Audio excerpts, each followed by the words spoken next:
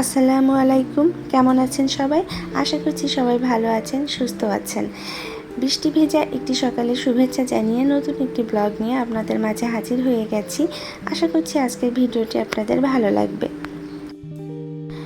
বাহিরে তো প্রচণ্ড ঝড় বৃষ্টি। আসলে এই বৃষ্টিতে কেউ বাহিরে যেতে পারছে না। যেমন প্রয়াস বাসায় রয়েছে, প্রয়াসের বাবাও বাসায় রয়েছে। তাদের সব কিছু বন্ধ করে তারা বাসায় আছে। তো আমি ভাবলাম সকাল সকাল সবার জন্য এখন একটু নাস্তা বানিয়ে নিই। আসলে এই নাস্তাটা আমাদের সবারই অনেক বেশি পছন্দের। তাই ভাবলাম যে যেহেতু সবাই বাসায়, তাহলে সবার পছন্দের যে নাস্তাটা আজকে সেটাই তৈরি করি, এ কারণেই করছি। আর এই খাবারটা আসলে দেখা যাচ্ছে যে আমরা সবাই পছন্দ করি, প্লাস প্রতীকেও আমি খাওয়াতে পারবো, কারণ সফট একটা খাবার, এ কারণেই আর কি এটা বানানো। আমার ঘরে সবাই একসাথে বসে নাস্তা করার সময় আসলে খুবই কম, কারণ প্রয়াসের বাবা যখন বের হয়ে যায় তখন আসলে প্রয়াস ওঠে না, বা আমাদের সবারই খাওয়ার আসলে অতটা মুড থাকে না। কারণ আমার আবার নাস্তা করার সময় যেমন ঘর গুছিয়ে ঘরের কাজকর্ম টুকটাক যা আছে পরিষ্কার পরিচ্ছন্ন করে তারপরে আমি খেতে বসি। তো দেখা যাচ্ছে অত সকালে খাওয়ার আমার কোনো ইচ্ছা থাকে না। তিনি অবশ্য বলেন খেতে একসাথে, কিন্তু তখন আমার আসলে খাওয়ার কোনো মুড থাকে না। মনে হয় যে সব কাজকর্ম গুছিয়ে একটু নিরিবিলিতে খাবো। আমার এই সমস্ত কাজ পড়ে আছে, ঘর এলোমেলো, ওই মুহূর্তে ঠিক আসলে খাওয়া আসে না। সে যে বেলার খাওয়াই হোক না কেন, একটু গুছিয়ে গাছিয়ে ঘরটার পরিষ্কার করে খেতেই আমি পছন্দ করি। এ কারণেই আমার আর একসাথে বসে খাওয়া হয় না। আর প্রয়াস তো ওঠে, হয়তো ওকে নাস্তা দিয়ে তখন আমি অন্য অন্য কাজকর্ম করি, এই আর কি। আজকে খুব বেশি বৃষ্টি এবং ঠান্ডা ওয়েদার, তো ভাবলাম একটু ক্যারামেল টি করি। আসলে চা তো সবসময় একভাবে খাওয়াই হয়, তো ভাবলাম আজকে যেহেতু সবাই বাসায়, একটু অন্যরকমভাবে চাটা তৈরি করি। যদিও এই বৃষ্টিটা খুব একটা সুখের বা উপভোগ করার মতো বৃষ্টি না, এটা হচ্ছে কষ্টের বৃষ্টি বলা যায়। কারণ আমরা তো তাও একরকম আছি, যারা উপকূলে আছেন তাদের জন্য তো খুবই কষ্টদায়ক হয়ে যাচ্ছে। তো তারপরেও যেহেতু ঘরে আছি সবাই, এই কারণে একটু চা আর কি মনের মতো করে করে নিচ্ছি। এই টাইপের খাবার আসলে একটু গরম গরম খেতেই ভালো লাগে। তো আমার যেহেতু চাটা বানিয়ে আবার একটু ফ্রেশ হয়ে আসতে সময় লাগবে, এ কারণে আমি তাদের বলেছি খেয়ে নিতে, কারণ সবাই মিলে ঠান্ডা খাবারটা খাওয়া দরকার নেই, আমি একাই না হয় একটু খেয়ে নিব। আপনারা যারা এখনও পর্যন্ত আমার ভিডিওটি দেখছেন তারা প্লিজ ভিডিওতে একটি লাইক দিয়ে ভিডিওটি না টেনে সম্পূর্ণ দেখুন। আর যদি কোনো বিশেষ কারণে ভিডিওটি ভালো লেগে যায় তাহলে প্লিজ আমার চ্যানেলটি সাবস্ক্রাইব করে আমার পাশেই থাকবেন। বাইরের যে ওয়েদার, তাতে কিন্তু কাজ করে যে খালাটা, সে আর আজকে আসবে না। তো আসা আসলে সম্ভবও না, অনেক বৃষ্টি বাতাসের ভিতরে উনি কীভাবে আসবেন। আর আমি আশাও করিনি যে উনি আসবেন। তো উনি যেহেতু আসবেন না, কাজগুলো তো আজকে আমাকেই সারতে হবে, আমি তো ফেলে রাখতে পারবো না। এ কারণে ঝটপট নাস্তা করে নিচ্ছি, আর চাটা খেয়ে আমি অন্যান্য কাজে লেগে পড়বো।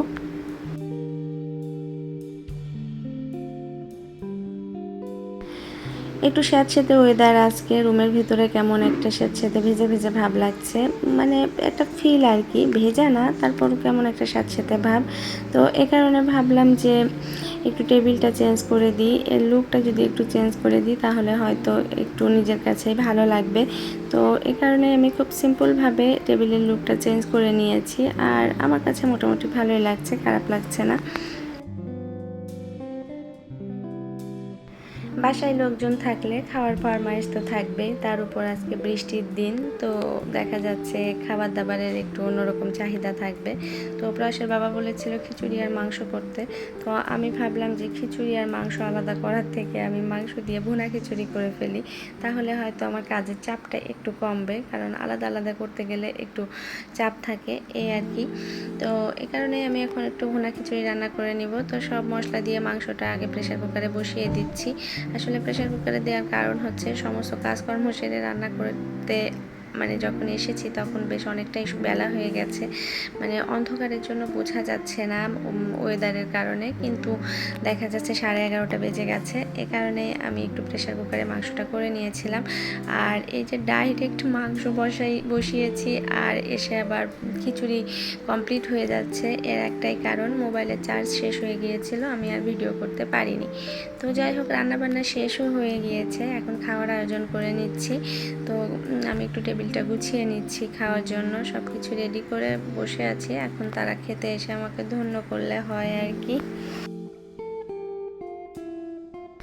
খাবার যাই হোক না কেন সবাই মিলে একসাথে খেতে পারবো, এটাই আনন্দের। তবে এর সাথে আসলে একটু সালাদ দরকার ছিল, যেটা আর করতে পারিনি। অন্যান্য দিন দেখা যায় বাসায় শসা টমেটো পড়েই থাকে, বেশিরভাগ সময় খাওয়া হয় না, মাঝে মাঝে নষ্টও হয়ে যায় দুই একটা, কিন্তু আজকে ছিল না। তো প্রয়াসের বাবা ভেবেছিল যে একটু যদি বাতাস কমে বা বৃষ্টি কমে তাহলে উনি যে নিয়ে আসবেন, কিন্তু যেহেতু কিছুই কমেনি, আরও বেড়েছে। তো এই কারণে আমি এখন শুধুমাত্র পেঁয়াজ কাঁচামরিচ দিয়ে খিচুড়িটা খেয়ে নিব, কারণ কোনো উপায় নেই তো। আর একদিন সালাদ না খেলে কী বা হবে, এই ভেবে পেঁয়াজ আর কাঁচামরিচ দিয়ে দিয়েছি সবাইকে। আজকে অনেক বেশি তাড়াহুড়ার ভেতরে রান্না করেছি, তো কেমন হয় জানি না খাবারটা, কিন্তু তাদের খাওয়ার অবস্থা দেখে মনে হচ্ছে যে ভালোই হয়েছে, খারাপ হয়নি। আর খারাপ হলেই বা কি, এখন কিছু তো করার নেই, যা রান্না হয়েছে ক্ষুধা পেটে তাই খেতে হবে এই আর কি। যাই হোক, আমি সন্ধ্যায় এখন একটু নাস্তা বানিয়ে নিচ্ছি।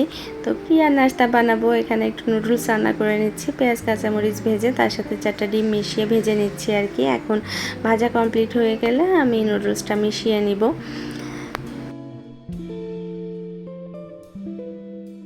আমার ঘরে যারা আছে তারা মোটামুটি নুডলস ভক্ত। প্রয়াস তো 6 বছর বয়স পর্যন্ত প্রতিদিন সকালে শুধু নুডলস খেয়েছে নাস্তায়, আসলে ওটা ছাড়া সে তখন কিছু খেতও না।